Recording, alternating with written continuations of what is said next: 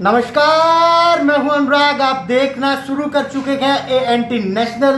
काफी दिनों से शहर में एक समस्या आ रही थी, फेसबुक फ्रॉड का मामला आ रहा था, जहां पे जो हैकर्स लोग हैं वो लोगों की फेसबुक आईडी को हैक करके उनके जो रिलेटिव हैं उनसे बात करने वाले हैं, उनके जो आईडी है, उनके फ्रेंड है आईडी के, तो उनसे पैसे मांगने की काफ़ी दिन से कवायद चल रही थी। काफ़ी लोगों की पहले भी ANT पर शिकायत आई थी, जिसमें 10 से 15 हज़ार रुपये वो चैटिंग करके मांगते गए। और ऐसे ATM का जो फेसबुक फ्रॉड का काफ़ी लोग यहाँ पे शिकार भी हुए गए।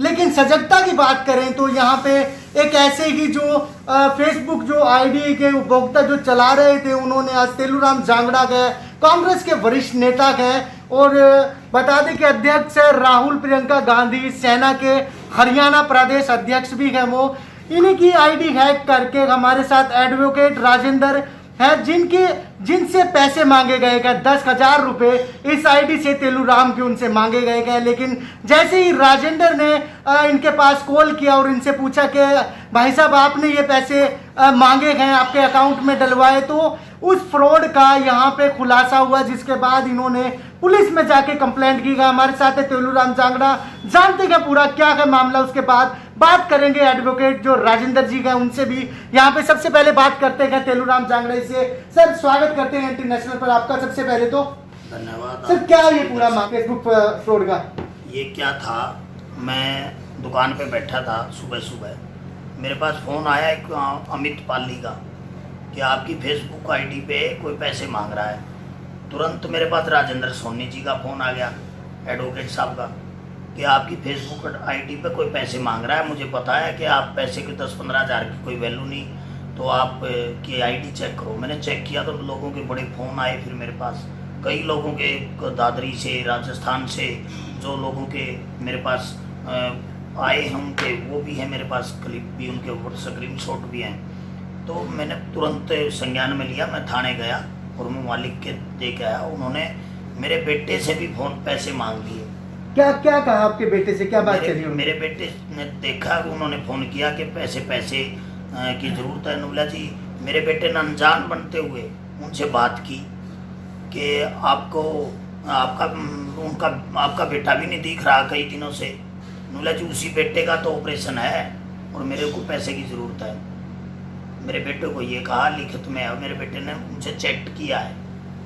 तो मैंने तो हैरान रह गया, मैंने कंप्लेंट की है और उसका नंबर भी मेरे पास है 96 714 23 728 नंबर है। तो ये किस चीज़ का नंबर है? ये मोबाइल पे गूगल पे बना रखा है उसने मेरे नाम से कि ये नंबर है, इस नंबर पे आप गूगल पे कर दें, जो कि ये मेरा नंबर है ही नहीं। ये किसका नंबर है, क्या है, किसने हैक कर रखा है, ये तो अभी हमने साइबर में दिया है, वो पता कर रहे हैं। जिसका भी है FIR लॉन्च करनी होगी तो FIR लॉन्च करवाएंगे। ये बड़ा फ्रॉड मामला चल रहा है इस टाइम पे, लोगों से 10-10, 15-15 हज़ार रुपये मांग रहे हैं।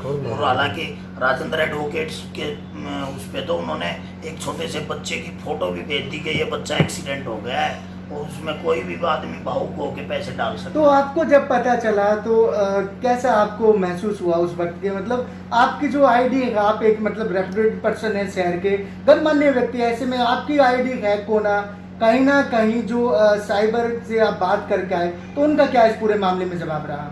उसमें ये जवाब रहा, उन्होंने कहा कि जी ऐसे ऐसे हैंग करते हैं, पता ही नहीं चलता, कोई विदेश से भी करता है, कोई अमेरिका से करता है, कोई पिछले दिनों बिला उड़ीसा से कर रखी थी, लेकिन मिल नहीं रहे, डुप्लीकेट नंबर हैं, नंबर किसी और के नाम से लेते हैं। ये क्या बताएं, नंबर अपने नाम से नहीं रखते ये लोग, नंबर भी किसी और के नाम से लेते हैं। फेसबुक, मुझे तो हैरानी इस बात की है कि फेसबुक का इतना बड़ा फेसबुक का वो है, और वो बगैर आईडी के कोई भी आदमी डुप्लीकेट आईडी बनाओ, कुछ बनाओ, वो कंट्रोल नहीं कर पा रहे, तो क्यों चलाते हैं? कहीं ना कहीं जो फेसबुक है उस पर भी अब सवाल उठने लगेगा, सिक्योर नहीं है आपका जो यहाँ पे सभी दर्शकों से हम भी कहना चाहेंगे कि आप फेसबुक अकाउंट पे अभी कोई अपनी पर्सनल जानकारी ऐड करते गए तो प्लीज़ करके उसको मत ऐड कीजिए, क्योंकि यहाँ पे आपकी जो पर्सनल डाटा है, आपकी जो पर्सनल इंफॉर्मेशन है, वो सारी हैकर के पास जाती है, और जिसके बाद वो आपकी आईडी हैक करता है और आपके जो चाहने वाले आपके परिवार के लोग हैं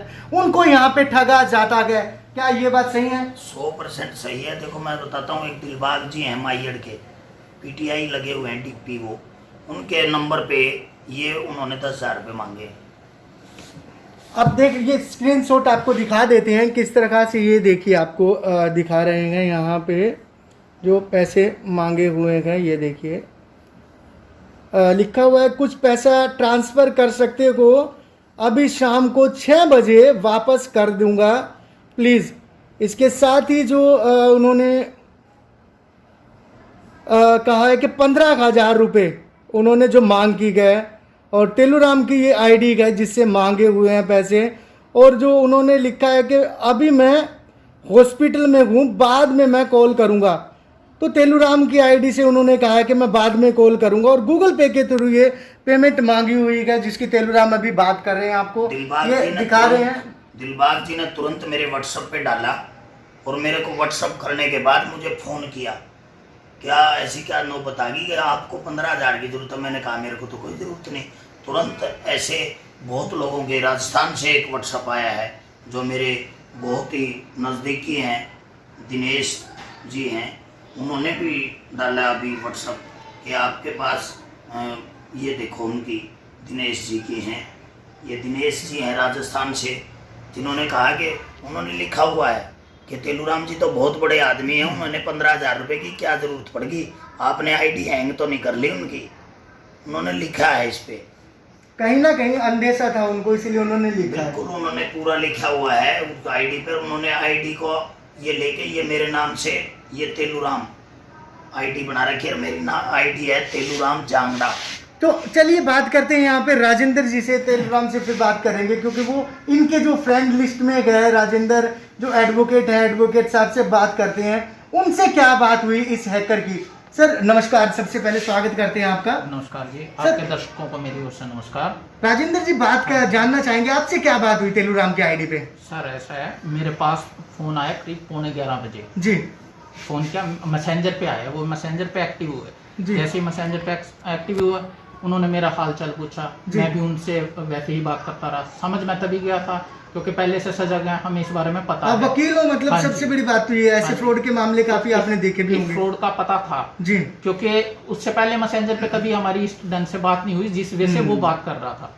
तो जैसे ही उन्होंने बात करी, बात करके हाल चाल पूछने के बाद उन्होंने मेरे पास फिर मैसेज शुरू किया कि मुझे 10,000 रुपये की अभी ट्रांसफ़र कर सकते हो, मैं शाम को 6 बजे तक आपको वापस लौटा दूंगा।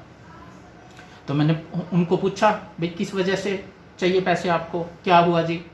तो जैसे मैं मैसेंजर से उनसे बात कर रहा था, फिर मैंने तेलूराम जी के पास फ़ोन कर दिया, क्योंकि मैं इनकी इमेज को जानता था कि इनको तो 10,000 रुपये की किसी भी तरह से ज़रूरत नहीं हो सकती है, इतनी कमी तो दिखा ही नहीं सकती कि 10,000 रुपये की कोई ज़रूरत है, और स्टेटस भी होता है कुछ। तो मैंने इनके पास कॉल की, ये इन्होंने बताया कि मैंने इसके बारे में पहले साइबर में कंप्लेंट कर दी है, आप जितना उनको बिजी रख सकते हो उतनी देर बिजी रखो। तो मैंने उनको बिजी रखना शुरू किया। मैंने उनसे पूछा क्या हुआ जी? तो उन्होंने मेरे पास पिक भेजी। दिखा पाएंगे एक बार दर्शकों को? हाँ जी, मैं आपको मैसेज दिखाता हूँ, ये देखो। उन्होंने मेरे पास पिक भेजी और पिक भेज के ये कहा कि उनके फ्रेंड के किसी लड़के का एक्सीडेंट हो गया है जी। मैं ठीक है जी, मैं कहाँ हूँ आप? मैंने भी उनको बिजी रखना था। वो बोला जी मैं अपोलो में हूँ। तो मैंने उनको पूछा जी अपोलो कहाँ? बोले जी चंडीगढ़ में। आप पैसे है ना 10,000 रुपये, मैं आपको नंबर भेज रहा हूँ, नंबर पे भिजवा देना। मैं आपके तो नंबर बहुत हैं, कौन से नंबर पे भिजवाऊँ? फिर उन्होंने मेरे पास आगे फिर अपना नंबर सेंड किया, ये नंबर है जी। तो उन्होंने नंबर सेंड किया, या तो आप गूगल पे कर दो या पे फ़ोन से मेरे पास सेंड कर दो। तो मैंने कहा ठीक है जी, मैं कर देता हूँ। फिर मैंने उनको तो बिजी रखने के लिए मैंने कहा जी इस नंबर पे तो पैसे जा नहीं रहे, आप ये बताइए आप इस टाइम कहाँ पे हैं अपोलो में? बोले जी चंडीगढ़ में हूँ, अपोलो हॉस्पिटल में। मैं जी फिर आप ऐसे करिए, वहाँ है ना डॉक्टर सुमित सहगल जी हैं, ऑन ड्यूटी हैं, आप उनको मैं फ़ोन कर देता हूँ। फिर मैंने उनको फिर मैसेज किया, मैं उनको फ़ोन कर देता हूँ, आप उनसे जाके मिल लो, आपको कहीं भी कोई पैसा नहीं देना है।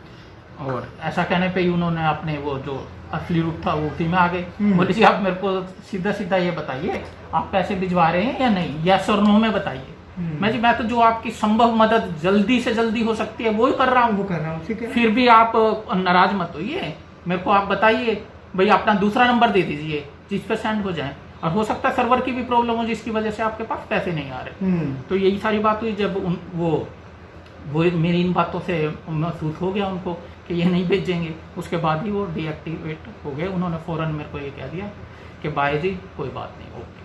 तो उसके बाद आपको उन्होंने अलविदा कह हाँ दिया जी, कि और हाँ नहीं डालना। तो ऐसे में इन फ्रॉड के लिए अगर वकील के नज़रिए से देखिए तो क्या प्रावधान रहता है, कौन सी धारा के तहत यदि ऐसा फ्रॉड में फंसते हैं तो बातचीत हो सकती है? ऐसे है जी, ये मेन काम तो है साइबर वालों का, जी। साइबर को अलर्ट होना चाहिए। साइबर को, और साइबर से ज़्यादा मैं ये मानता हूँ जो फेसबुक वगैरह चलाते हैं या जो भी हम मल्टीमीडिया के फ़ोन यूज़ कर रहे हैं, तो इस टाइम लोगों को ज़्यादा सजग होने की ज़रूरत है। आप ये लगा लो जैसे अगर हम घर बैठे हैं तो सुरक्षित है, अगर हम भीड़ में निकल जाते हैं तो आज के दिन कोरोना के दौर में उसके बाद तो वो राम भरोसे है कि हम सेफ रह पाएंगे या नहीं रह पाएंगे। उसी तरह अगर हम मल्टीमीडिया यूज़ कर रहे हैं और ऐसी साइट्स का इस्तेमाल करते हैं तो वो भी एक भीड़ जैसा ही काम है। अगर वहाँ जाके हम अगर सजग नहीं होंगे तो हम 100% इनके झांसे में आ जाएंगे और कहीं ना कहीं अपना नुकसान कर लेंगे। तो साइबर क्राइम को ही ये चाहिए कि ऐसे मामलों को तुरंत से तुरंत जितना जल्दी हो सके कवर करना चाहिए। इसीलिए हम उनको बिजी रख रहे थे ताकि वो पकड़ में आ जाए। तो यहाँ पे जैसे कि राजेंद्र जी बताया कि इसमें जो साइबर क्राइम है उसको एक्शन लेना पड़ेगा और 420 की यहाँ पे ज़रूर धारा लगा सकते हैं। इसके साथ और जो अन्य धारा 420 के साथ लगती है वो भी। लेकिन सबसे महत्वपूर्ण सवाल है कि ये जो साइबर क्राइम जो करते हैं लोग, जो गिरोह है, एक काफ़ी लंबा चौड़ा गिरोह यहाँ पे देखने को मिल रहा है। लेकिन अभी तक बात करें पुलिस की या प्रशासन की, इस पर अभी तक नकेल नहीं कसी जा रही है। मामला जैसे ही नेट फ्री हुआ है, जब से बात करें तब से साइबर क्राइम का मामला यहाँ पे बढ़ता चला गया। हम अपने दर्शकों से एक बार फिर कहना चाहेंगे, सचेत रहिए, सजग रहिए और बचिए। अपने किसी भी रिलेटेड से किसी का भी मैसेज आता है आपको कोई पैसे के लिए, यदि आपसे डिमांड करता है तो पहले अपने रिलेटेड को फ़ोन करके पूछिए, यदि उनको ज़रूरत है तब आप पैसे डालिए, अन्यथा इसकी शिकायत कीजिए। साइबर क्राइम में जाइए, पुलिस स्टेशन जाइए, इसकी शिकायत ज़रूर कीजिए। आप देखते रहिए ANT नेशनल, मैं अनुराग सिंह।